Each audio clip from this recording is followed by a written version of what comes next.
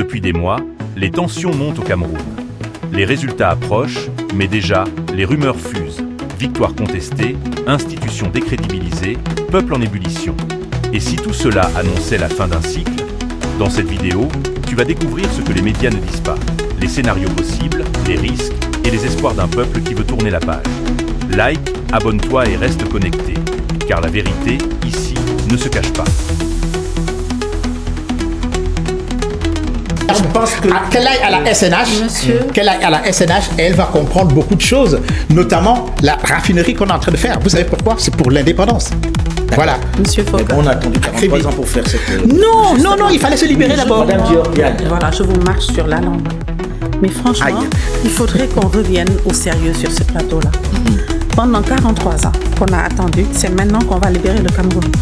C'est maintenant à 93 ans que M. Biya va libérer le Cameroun. Et on a beau aimer M. Biya, mais il y a quand même les limites de la nature.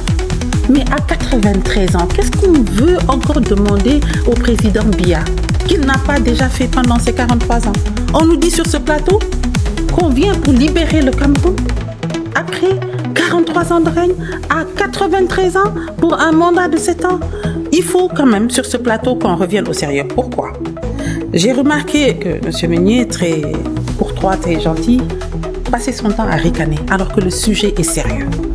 Et quand il est en difficulté, il veut s'attaquer à Mme Bulowa et comme vous l'avez dit, chers confrères, c'est une icône. Quand on est en face d'elle, on est fier.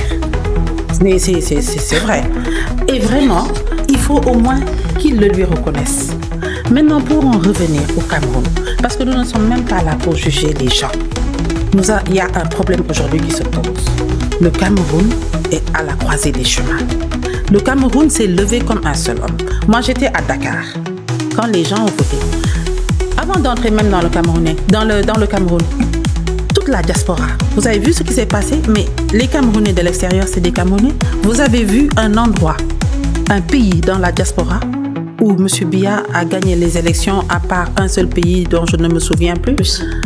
C'est la Russie? Madame, mais désolé. Je ne vous ai pas. Non, parce que coupé. C'est faux. Je ne vous avais pas coupé. Je prends Dakar. Mais à 20h, j'entendais les cris parce que je suis voisine de l'ambassade du Cameroun à Dakar. J'ai vu tous les résultats, mais à 20h, les Camerounais de Dakar étaient libérés et ça criait partout. Ils ont été majoritaires partout. Ce qui s'est passé là-bas, c'est passé à l'intérieur. Mais pourquoi? M. Chiroma a proposé un programme. Mais vous avez vu l'adhésion populaire des meetings de M. Chiroma? Un meeting ne fait pas une élection. C'est ce que j'allais dire. Mais quand même, ça sert un peu à donner un climat. Surtout que les tenants du pouvoir ont fait des meetings. Il y en a un, je pense que c'est le président de l'Assemblée nationale, qui a 10 ans de moins que M. Biya, qui a dit, quand vous serez devant l'urne, prenez la carte de RDPC, déchirez-la ou votez blanc, mais ne votez surtout pas pour le RDPC. C'est pas de sa faute. C'est parce qu'il n'est plus là. C'était un lapsus. Non, il n'a pas dit que ça. Hein. Il a dit plusieurs choses et ils ont été obligés de venir arracher le micro de ses mains. Tout le monde l'a vu. Mais aussi, on a vu le président Biya. Moi, je ne veux pas parler de l'âge du président Biya parce que c'est l'Afrique. Et nous avons beaucoup de respect pour les vieux.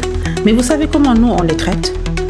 Mais vraiment, on les retire de tous les circuits pour éviter tout ce qui se passe actuellement et on s'en occupe et on les honore. Mais on les met pas comme ça devant une population pour les rendre ridicules. C'est pas nous notre culture, ce n'est pas notre histoire. Mais on a envie de vous dire, quand vos arguments tiennent ce qu'ils tiennent, et chacun peut y adhérer à sa manière, mais la réalité aujourd'hui, c'est que les gens se disent, quand vous dites tout ça, et que les gens au Cameroun ont peur, ils se disent, est-ce que vous ne risquez pas de susciter quelque chose dont on a peur, c'est-à-dire des émeutes? Il y a juste ça que je voulais dire. Vous savez, c'est pourquoi je disais que la situation n'est pas drôle. Dans quelques jours, c'est une prophétie que je fais ici. Quand le Conseil constitutionnel va déclarer vainqueur M. Biya, il va se passer des choses que je ne veux même pas imaginer parce que quand même nous sommes là et nous réfléchissons. Et je vais vous dire autre chose. Ça peut être perçu comme une menace, hein? Non, une mise en garde. C'était pas une menace. Parce que vous savez qui est menacé actuellement? Le président Chiroma.